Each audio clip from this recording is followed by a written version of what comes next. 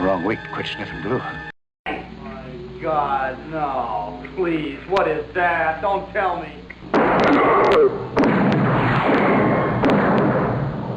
Hey, you never know you try. Hello and welcome back. It is the first full week in December of 2019. We got a new kit on the table and lots of puns just waiting, just backed up because we are going to be finally taking on the Jack figure from ModelWorx. My good buddy Dave Bennett, who is starting his own little company of ModelWorx models. He also made the or marketed the fabulous Cyclops that I did last year. But I've been threatening to get around to this for a while, and its time has finally come. So good news on that. And the other good news is I put out my first order of the Eagle templates. Are winging their way to Cult TV Man, so those should be available very soon. Won't be working up any templates for Jack though. So all of the like I said, all of the Jack puns, the Jack jokes are all jacked up and ready to go. And so in case you don't know Jack, it's time to say you learn Jack. And you know, even if you know Jack nothing about working with resin kits, we are going to we're going to be working on Jack this week. So like I said, it's Jack-o'-lantern, Jack of all trades. You know what old Jack Burton always says at a time like this? Jack Burton, me. There's no lighting. There's one big decal, but there's no lighting. But it does have the bane of my existence, which is flesh tones. So we're going to see how well it goes, and join me on this adventure on the Pork Chop Express. Let's take a look at these parts and see what it is we're into. Now I have opened this up. I cheated. I opened it up because I was going to start building it once before, and then something more pressing came that I had to take care of, so I taped it back up. But we're going to slice into the tape.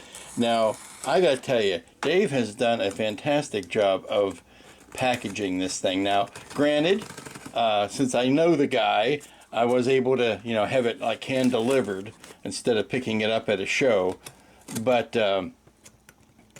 it would. I have no worries that it wouldn't mail very safely. But here you go.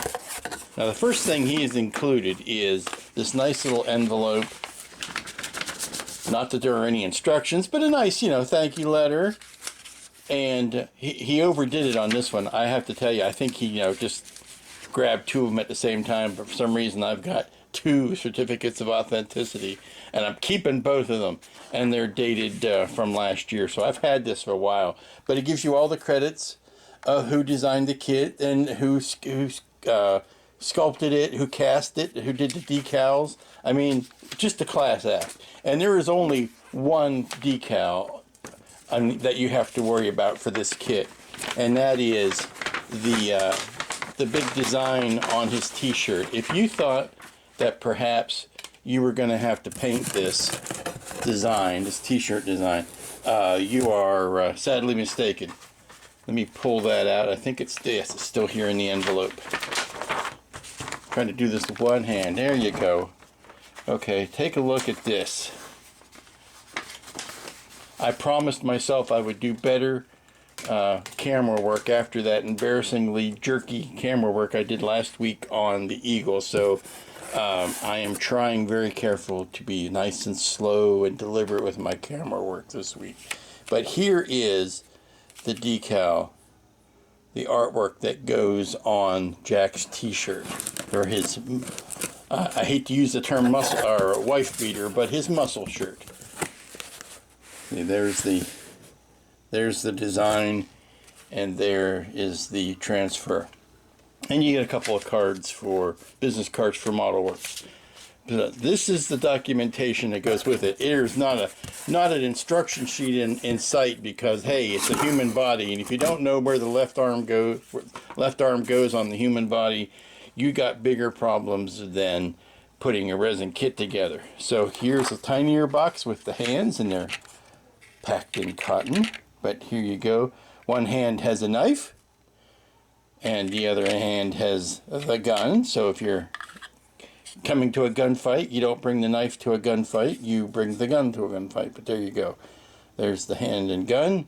There's the hand with knife. They all have that wonderful resiny smell. And as the days are getting shorter and colder, the opportunities for priming are getting less and less. So I have to find a good day to come up and do the priming. Oh, the added bonus in this kit is this. The little Beyonder, the little spy that David Lopan sends out to spy on our heroes. But this looks like the expression. Let me see. There, that's it on the box. It does not have the. It is not the expression after it's been stabbed in the head with a sword.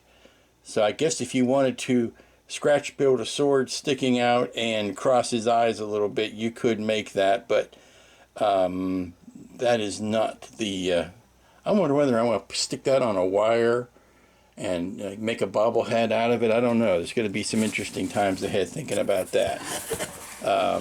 Let's see what else we've got. We've got body is basically pretty much in one piece, so it's not going to be a ton of building, so to speak. You've got the well, let me dig this stuff out. You don't need to see a bunch of styrofoam. Okay, here you have the kit. Now, it's not really much of a kit, and I don't mean to say that disparagingly. This is common amongst a lot of figure painting, is that there's just not a lot of construction, and I think this is the, check me if I'm wrong on it, but the deluxe version has the more elaborate background. I think you can get a bare bones version that is just Jack without the base. I'm trying to remember. It's been a while, but I liked the stonework and everything, and I think that's going to allow me to play with some textures. But that's it. That's the full extent of it. This is maybe what, 1/6 scale. If he's a foot tall, that makes it 1/6 scale. Taking that Kurt Russell is 6 foot tall.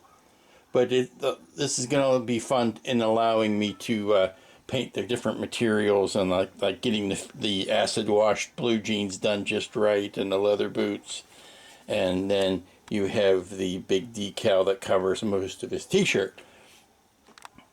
And the likeness is pretty darn good. Got that John Wayne sneer just right.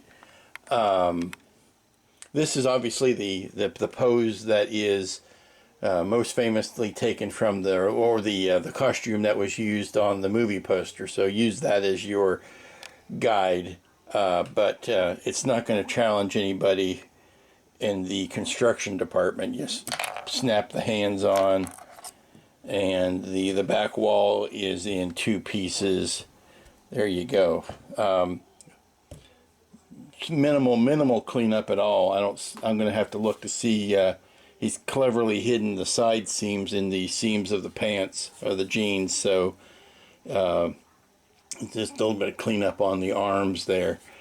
So we're going to do that today, and if it warms up enough to get a coat of primer on everything, we will go from there. The base has got some flash on the back that needs to be cleaned up because of the way that it was cast. The resin was cast through an open mold, so you've got a bunch of this stuff to clean off, and I'll probably end up putting a felt on the back of that just to keep it neat and clean. And of course, I did get this at Wonderfest. He signed it when dated it from Wonderfest, so we're good to go on that.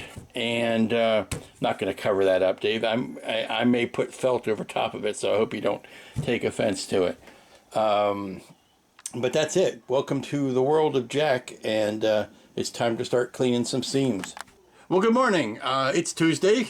Welcome back. All that kind of fun stuff. Well, the building's done, and I say that with a bit of a the building's done, because there was no building to do on this kit. You put the hands in place, you clean up some seams, and you're ready to start painting.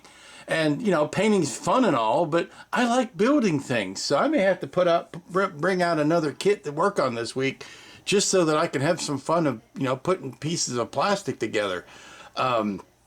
More so on this figure than on other figures kits, because all of this outside of the two hands is one piece, and you know that's great for makes it easy to paint and all that.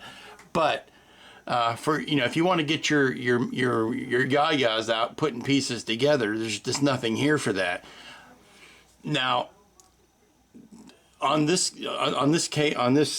figure in this outfit, you also have that the added detriment of the fact that there's so much exposed skin. He's wearing a tank top t-shirt. You could have, I suppose, if Dave were of a mind to make this more complicated than it really needed to be, he could have made the arms removable at the t-shirt line there, and maybe that would have made it more fun to build. It certainly would have made it easier to clean up the seam underneath his back of his arm and down the side of his waist.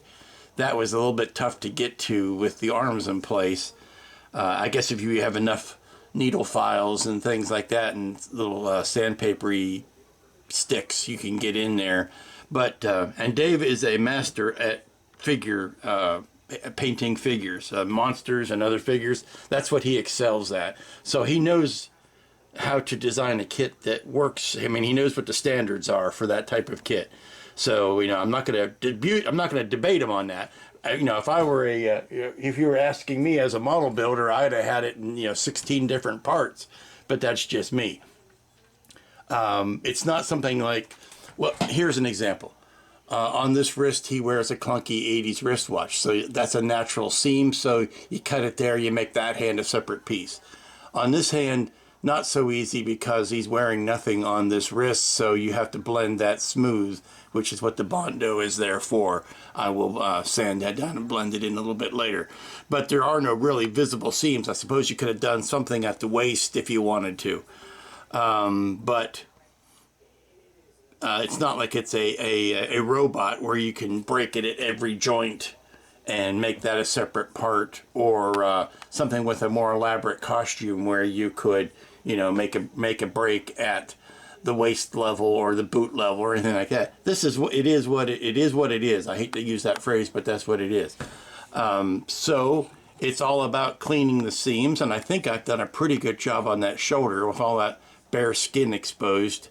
The seam of the jeans is a bit of a handful because, yes, jeans do have a seam going down the seam, going down the hem, going down the side, but they also have the mold line. So trying to keep the mold line separate from the actual line of the jeans, I may have to go back in here. I may have sanded too much of it off. I may have to go back in with a little bit of putty and build that seam back up. You know, luckily you can get reference for what, hey, what do a pair of blue jeans look like? And you can go back in and see where the seams and the hems and the parts need to go back in.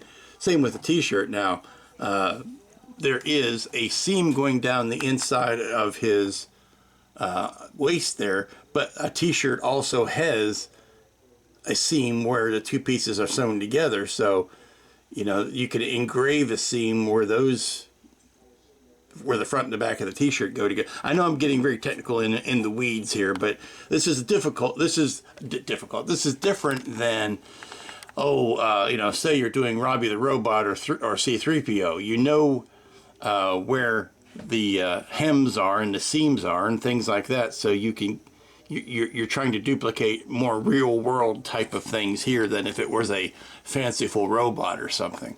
Okay, I've got the primer coat on, and you can kind of see where I'm going. This is white primer, and I primed because I talked to Dave and he said white primer behind skin tones. So I'm doing white primer behind the skin tones, and then I went ahead and put the gray primer behind the pants and the moccasin boots. They're not really heavy boots. They're kind of like moccasins with laces that go up the legs. And this is where I want to put the Guardian there, something like that. I haven't quite decided on the angle or whether I'm going to curve the wire or how far out he's going to stick, but something like that. Welcome back. It's Wednesday, and we're going to try to mass in some colors today. Now, probably won't be using a lot of Tamiyas on this model, because Tamiya, while they do a marvelous job, a wonderful job at military colors, their flesh tones and their natural colors kind of suck. They're kind of left wanting.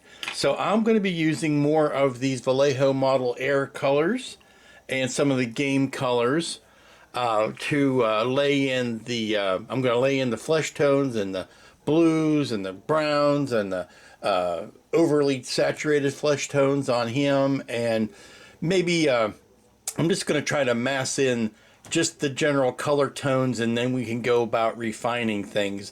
I have a feeling that the skin tones are going to take a lot of work.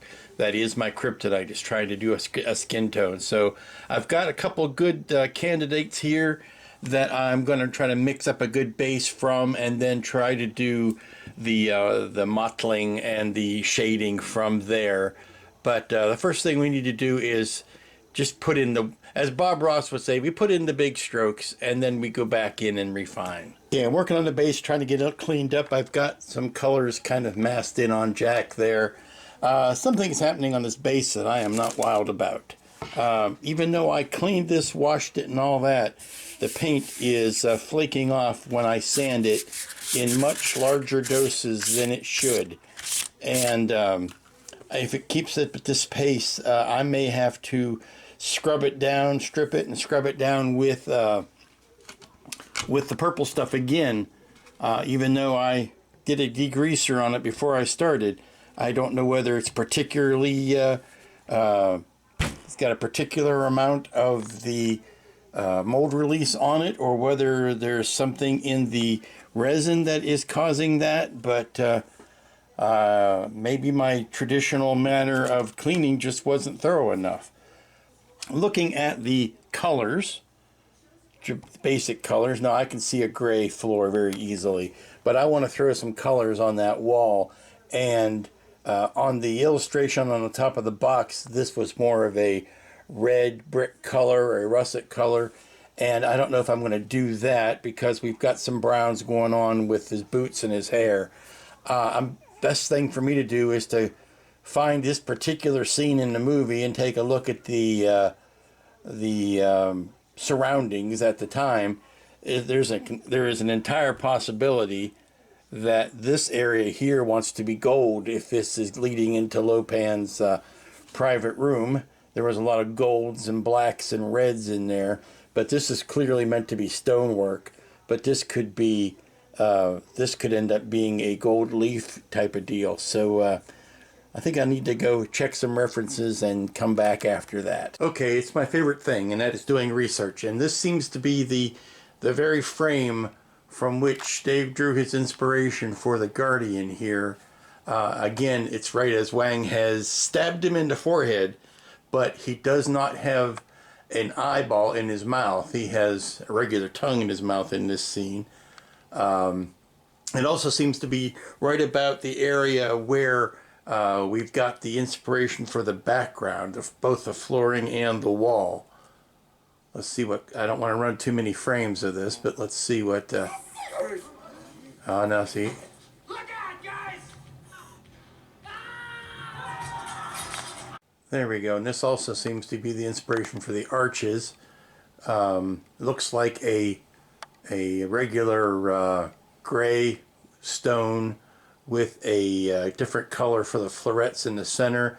And the walls behind do seem to have that reddish color, but they're not, they don't look like individual stones. They look like a plastered wall. Okay, lest I get too caught up in the movie, this seems to be the closest reference we can find for what Dave was representing. His backdrop, or his background, seems to be more thematic than literal, which is fine. There's no problem with that, but that is gonna guide my color choices for a lot of what has been done here. Okay, this is probably a good place to settle on the look here. It's got the arch, it's got the reddish wall, but it does look like the bricks have been stuccoed together, which is gonna, I think, actually solve two problems at the same time. Okay, we're back to the kit. And that's, like I said, this is representative of the theme of the background, or the dungeon, or the temple. It is not meant to be, I don't think, meant to be, you know, precisely literal. So what we're going to go with here is a gray block or gray brick on the floor. We're going to go with a white stone or a yellow stone in here. We're going to try to dress this up with some sandstone, maybe a gold inlay here. And then we're going to do that reddish wall. But I think what I want to do is to stucco, which means cover all of that wall with a little bit of putty to kind of cover up those blocks, which will also help in the paint sticking department.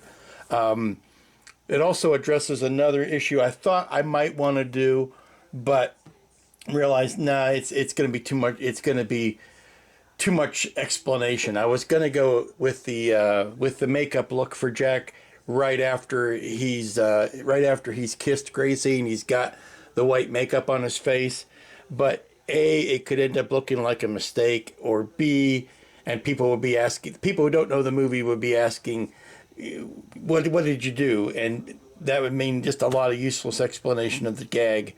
But also by that time he had lost the gun. He had it destroyed by one of the storms.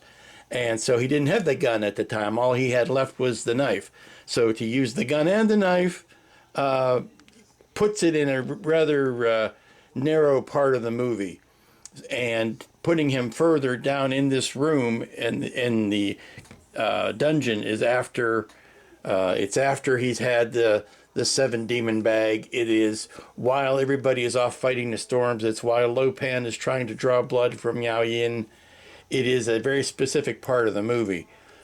So to capture and to put in enough, to capture that time and put in enough colors here to make it make it more interesting, what I'm going to do is I think I'm going to go ahead with the gray slate floor, the gray stone floor, some sandstone, yellowish stone here. I probably will do this bit at least in a gold, or try to put up a gold leaf, and some sandstone in here. And then what I want to do now is probably spackle in those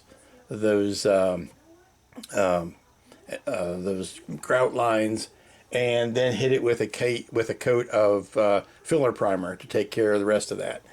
And that does leave this guy, because of the shape of his mouth, after having been stabbed. So we're going to assume that the eyes need to be rolled up, the green eyes need to be rolled up. Most of these will be closed.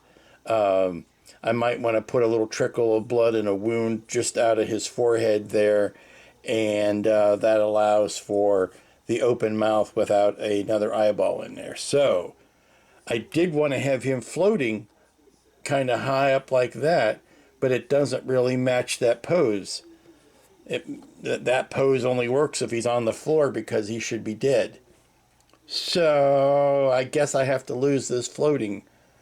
I was going to have him hanging out about there, but now I guess I have to put him on the floor because that's more appropriate. Okay, this is where we're going to draw the curtain down for Wednesday afternoon. Got the colors masked in here. Got the Bondo on there, ready to paint that wall red. Still playing around with the colors on him. Got his shadowing in done at least. And working on Jack. I'm happy working with the pants and the boots. Kind of working my way up from there. Every time I get a nice brown color, I spray some into his spectacular mullet. But things are going well, I think. Trying not to rush through anything, taking my time.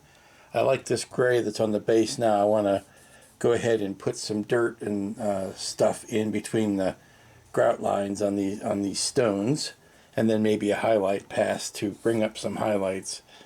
But yeah, going nicely. I think we're going to have enough color in this background that he is going to stand out from it sufficiently. I didn't want to use a lot of the same colors in the background that he was going to have on him. So the flesh tones are going to be a little bit more sunburnt than this. I think the sandstone is going to be a little bit whiter than that. So we're going those may end up swapping places, but this is going to be a more of a burgundy wall, and I think that's going to set off the color tones nicely. Good morning and welcome back. It is Thursday, and gotten to the point where, you know, airbrushing can only take you so far. You got to, at some point, put the airbrush down, pick up the old bristle brushes, and start doing some hand painting. Either, you know, whether that be dry brushing or, you know, fine line painting or putting washes on and things like that. And that's pretty much where I am today. Let's start with this base piece here. I've got all of the Bondo laid in and sanded down, and then I put a coat of the texture paint over top of that just to give the good plaster look, and that is Caribbean sand, Rust-Oleum multicolored texture. Caribbean sand is the color. Now the color isn't that important because I was going to paint over it anyway, but the texture, I wanted to give this plastered look, which is what I did. Now you could still see lines in there of the bricks. Well, it would be stupid to try to think you're going to cover all of those up, because the bricks make up the, you know, the silhouette, the edge of that. You see the bricks that way, so you know bricks are there. It would be, like I say, kind of foolish to try to make it look like there are no bricks. But what I wanted it to look like, it was bricks that were plastered over. So you still see an indication here or there. And I might even go back in with some darker paint and pull those out. But really, I wanted to flatten that wall off as much as possible. So I've got that drying. And of course, this is what I was talking about yesterday, about it peeling up the paint. Even though I've washed this thing, it was peeling up the paint like nobody's business. Well, luckily this temple I can work with, is what I'm saying. I can make that look like flaking paint that is on this stone. So I'm not worried about trying to cover that up. I think I can actually work with it. But you can see the different colors I've got worked in on the sandstone here going up the side. I want to put that pop of a metallic in there, and then I can have that peel off and reveal the stone underneath. We're back here on the Guardian. Now, don't mind the black eyes. Those are only there for position. I'll leave the pupils there, but I'll actually paint the green eyes over top of that. Kind of ironic that the Guardian had green eyes when Lopan was looking for something with green eyes. Although I probably think the Guardian was not his type.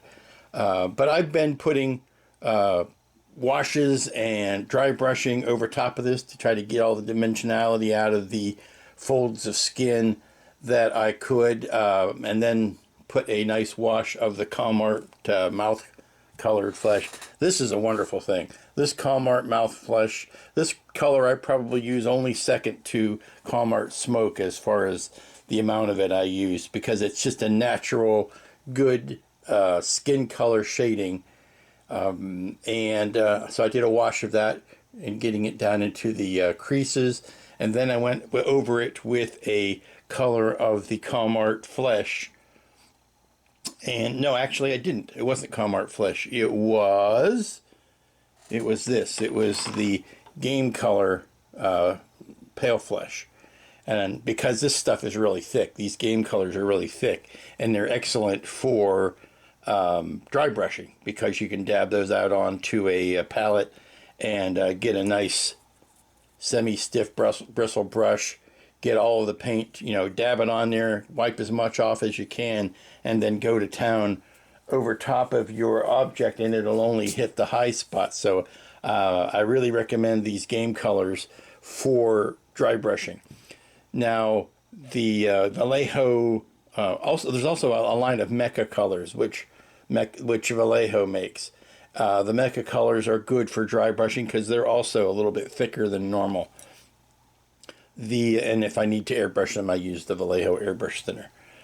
But let's see, where else am I? Oh, well, I've got the cracks in the floor base. I just tried to green those up a little bit and then put a little bit of moss sticking out through there because it's a dark, damp dungeon, and it's going to have, you know, it's going to have some water problems. I want to pass a highlighting of the stone here, but I wanted to make sure all of that stuff was in and dried before I did that. And that brings us to Jack. What can we say about Jack? Well, Jack, I'm from the waist down, I'm very happy with.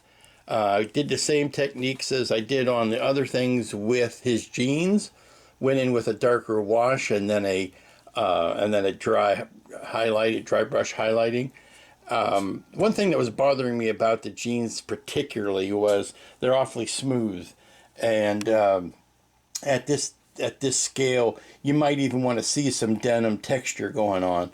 So I went on with a very light blue, almost a white, on this very brush. It was many colors ago, but on this very brush, and wiped everything off of the brush, cleaned it very much, and then just hit the highlights. And I went in a bit of a cross-hatching pattern on the highlight or on the high spots of his jeans, and I was able to simulate a denim texture by just doing some cross-hatching.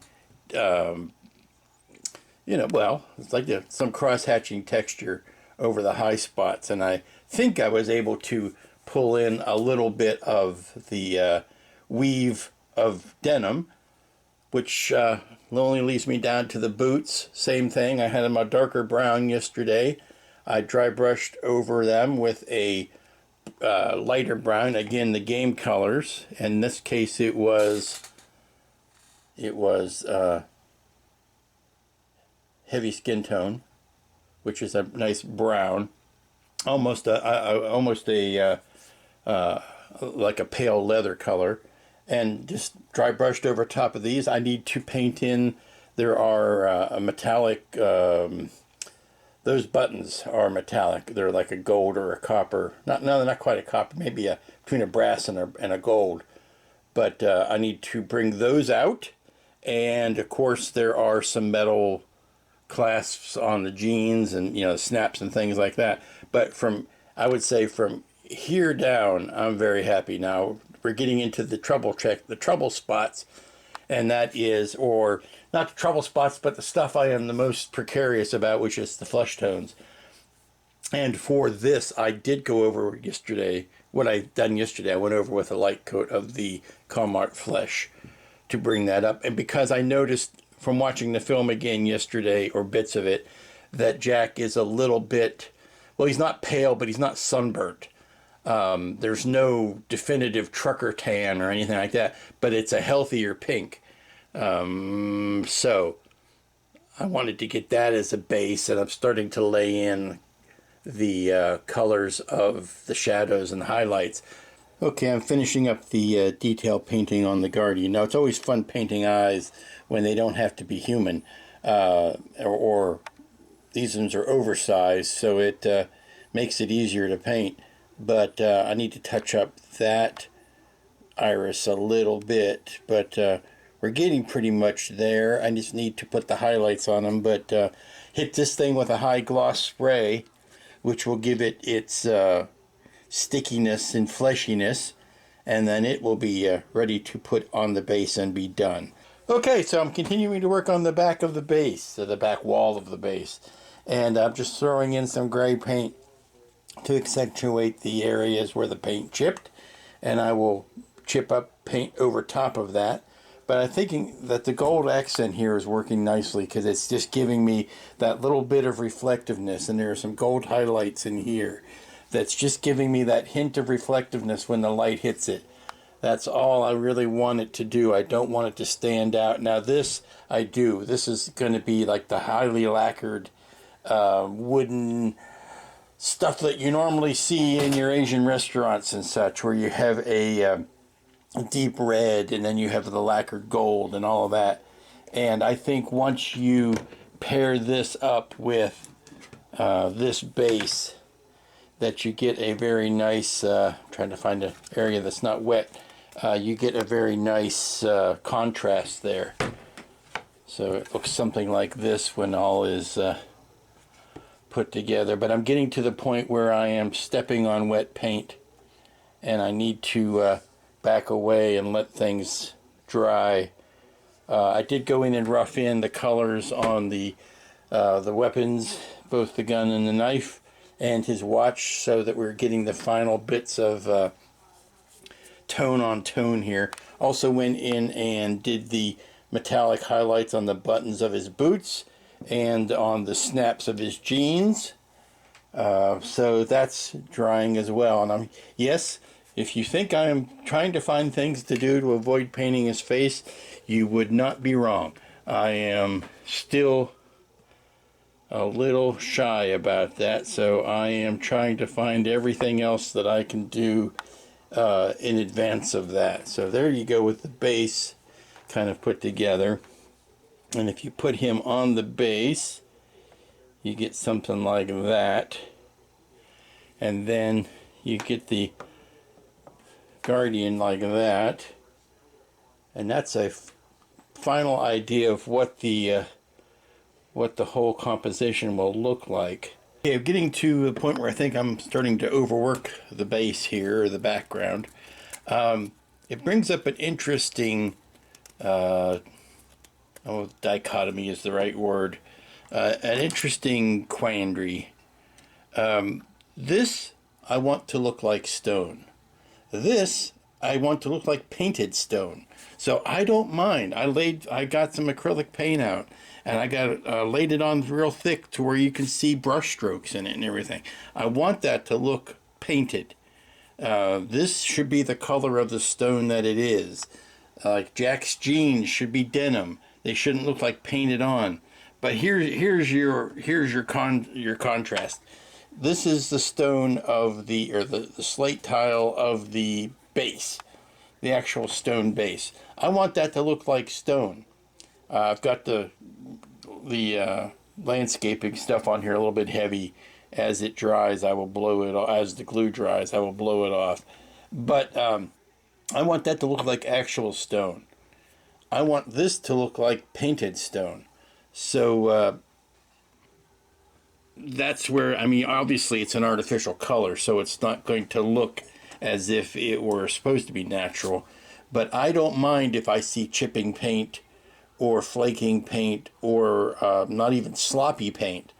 That's going to be a delicate line to walk, though, is a judge when a judge sees this. If I take this to Wonderfest, for example, when a judge sees that, are they going to see a sloppy paint job, or are they going to see an intentional paint job of an intentional reproduction of a sloppy paint job?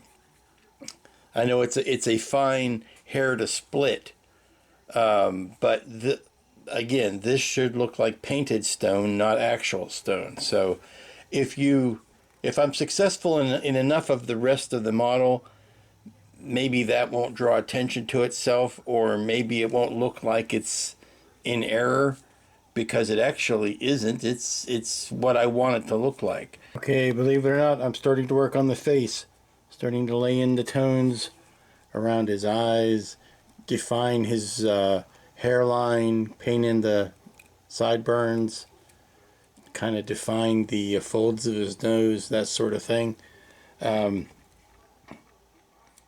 Going slowly, but not so bad. You can see some of the old swagger and the snarl and the more than a little Elvis that is left in Kurt Russell there. Certainly he made his first big break playing Elvis, so he's got the Elvis sideburns. He's got the combination of Elvis, John Wayne swagger. So yeah, don't judge it too harshly at this point, but I'm just starting to lay in the shadows and the shading, and the hair is way too dark. That's the undertone. I'm gonna lay the browns over top of that, but starting to come together. This is the time I don't want to rush things, so I do it in small doses. I do some and then run out and then come back and then do some changing. I can get a little bit down the rabbit hole where I start working and reworking and overworking a single place and not take into account the rest of the whole face. So best to let it be for right now and concentrate on my small victories for today, like this guy, once you put all the gloss on him, he really looks good. Okay, so I stepped back in after being away from Jack for a while, and I like the background. I ended up just putting a flat spray on the arched brick, or the arched stone, and this plaster, but leaving this part glossy.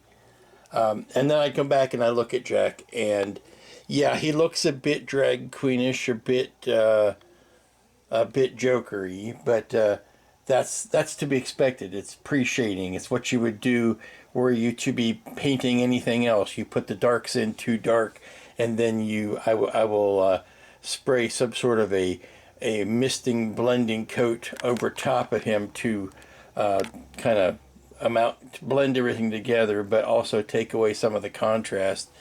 Okay, the last thing I'm doing for today is I went in with some white acrylic paint, and I painted his tank top, or his wife beater, his t-shirt.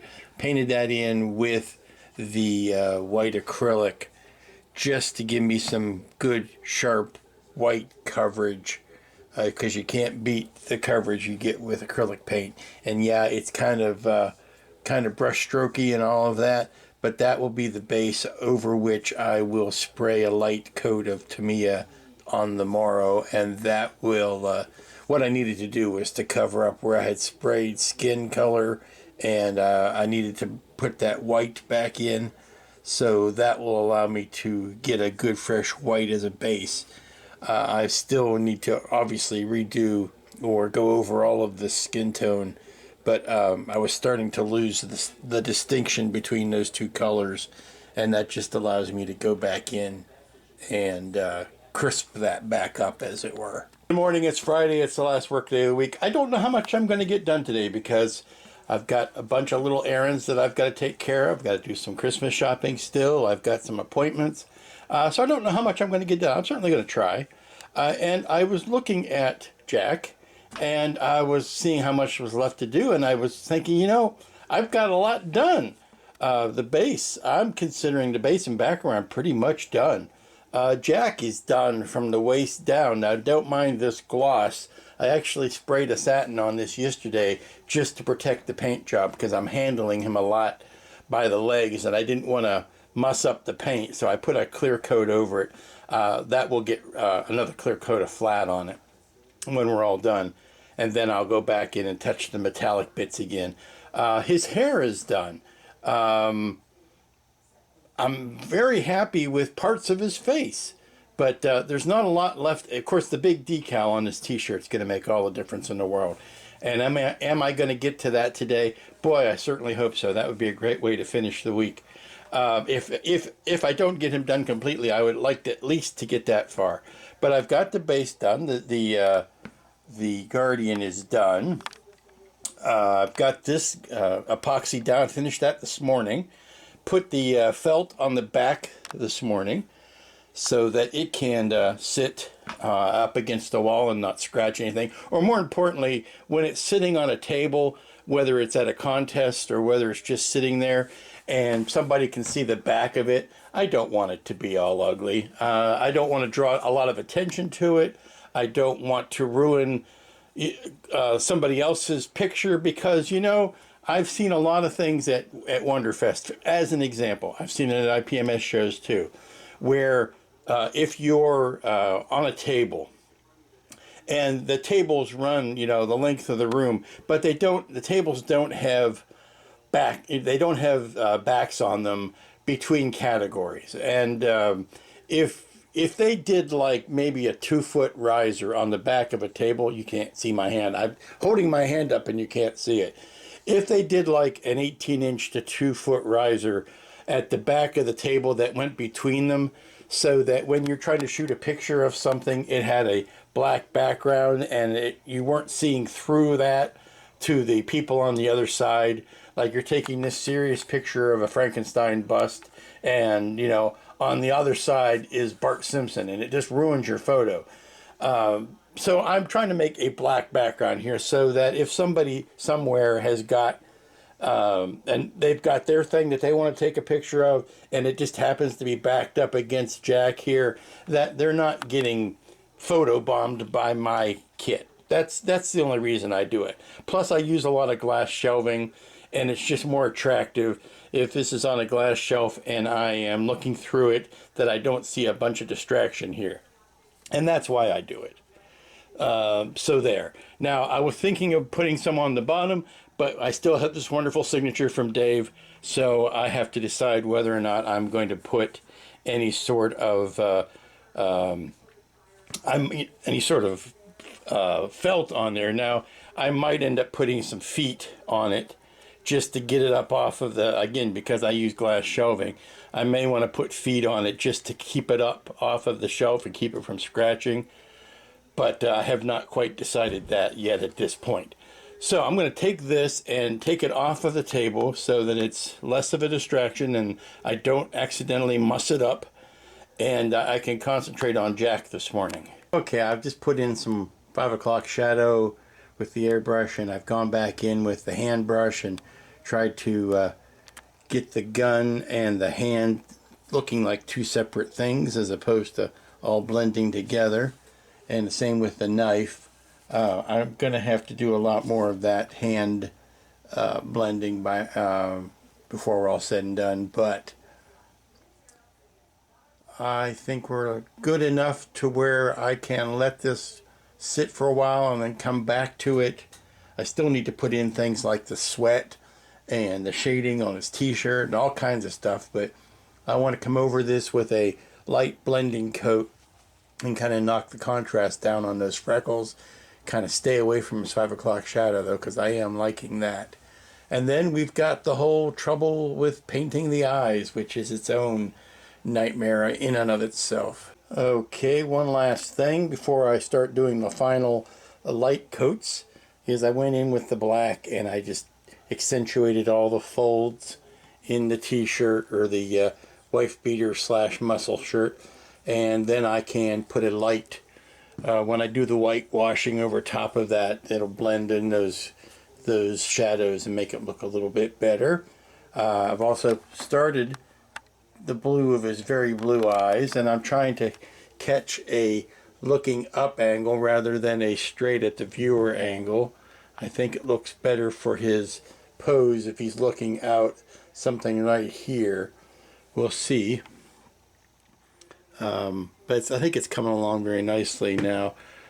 I think the two last things I need to do, well, there's a laundry list of things I need to do, but the two main things I need to do is to do the last pass on the skin tone with a light, just a light version of this pale flesh, and then I need to do the white over top of the wife beater, and then I need to obviously put the decal down. But the one that I really need to work on is getting the details into the hands and into his eyes. I'm going to tell you about an accident. I don't want to hear act of God, okay? Okay, I feel I need to document this because I have to document my failures as well as my successes. I screwed something seriously up here. His beard went from 5 o'clock shadow to full Wolverine, and I've got to scrape that all off and start again, I think. It's one of those very delicate things, and I got a little bit of water on it, and when I went to blot it off, it came all the way off to the skin. And trying to fix it, I made it even worse. So now I've got to do some drastic repair work. Okay, I think I am somewhat back to a starting point. I've re-whitened his shirt. I have re-fleshed his chest and arms. From about his nose up, I'm pretty much where I was before, but I've cleaned off his 5 o'clock shadow. I will let that everything here dry, heal, whatever, cure, and then walk away and come back. And we're getting up on Friday afternoon. I'm obviously not going to finish this today. I stood a chance before I lost all of this ground and had to recoup. So this will carry on into next week. Okay, we're going to try again. I have just done the pre-shading on the areas of the arms and the chest and the back and in the neck. And then we're going to take it from here, going to let that dry, and try one more time this afternoon to put in the skin tone. Alright, I think we're back to something I can live with. I just went back in and brought the t-shirt color out again. I don't know how many coats I've put over top of that, but by golly, that's a lot of paint. I've got his 5 o'clock shadow back in. I decided not to try to stubble again, only because I knew that I was probably just begging for trouble. So now what I'm willing to do is go in and probably try to mist some white over top of the shirt. Now it's kind of nice. I know this is, you could call this a justification if you want, or a rationalization, but this shirt is dirty as heck. And at this point in the movie, he's been swimming through the hell of the upside down bodies and all that kind of stuff. So his shirt is not going to be clean and white. So a little bit of sweat, a little bit of blood soak, a little bit of smut, you know, the black dirt there. It's lived in, that's for sure. So what I'm going to do is just do a very quick coat, and I'm even going to use an off-white. I'm not going to try to do a bright white. I'll use an off-white, and then go back in and try to paint up some details. I've been working on the watch a little bit. You can see I've got the silver and everything in on that. There was no decal for the watch dial, so might have to paint in some tiny hands on there. But yeah, I'm back to doing some brush work on the hands. I painted these hands over, I don't know how many times too, between having to paint the overspray from the gun and then from the hand and then from the gun. I've just done it a ton of times. So it's coming along. Let me see if I can do a little bit to fade this out some. Okay, it is the time on Friday where I normally will be shutting down. So I'll take that as a divine intervention to tell me that it is time to stop worrying over this thing and put it away until next week when we'll pick it up and finish it. Certainly, I doubt very highly that I will be playing with it at all this weekend, only because I need to do Christmas shopping and things like that. Okay, so here we are. We've got Jack on his base, and this is actually quite a lot to have done in 1 week, considering this was bare resin on Monday morning. I keep concentrating on what I haven't gotten done, and I'm not taking enough time to enjoy what I have got done. Got the entire base done. I've got the Guardian done. I got the majority of Jack done. I've got this little bit of a area that I'm not quite happy with yet. Obviously, the big news is going to be putting the decal on, and that's going to happen probably very early next week. I don't know whether I was trying to rush to get this thing done, and that was what the problem was, but you know I don't like doing flesh tones, and they've always been my least favorite thing to paint. So now you know why. But I think we've got a good expression on his face. I credit the wonderful sculpt that has allowed me to work on it as easily as it has been done. But that's where we're gonna be stuck for the week, and that's where we're gonna finish it for this week. Yeah, it's maybe a bit optimistic to think I was going to get him completely done all in 1 week.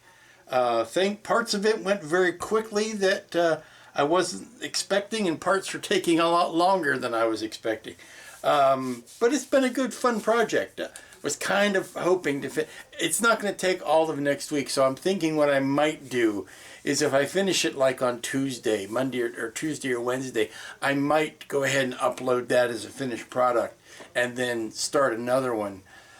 Because I don't want to get into the thing that I did a few years ago where I was, you know, just doing what I was working on that week, and you might overlap several projects. I think it works a lot better when folks can see a finished project and know that this video is only going to deal with that project. So that's what I'm going to do. So if it means I'm going to go a little long and then you know, cut a short video next week, then that's what I'll probably do. But until next week, be good to each other. Take some time out, do some Christmas shopping, go sing some carols. It's that time of year. Go hug your family, do something. It's that time of year when, you know, you should be gathering around the fire. So until next week, when we'll certainly be finishing Jack, you be good to each other, and we'll see you here next time. Like I told my last wife, I says, honey, I never drive faster than I can see. Besides that, it's all in the reflexes.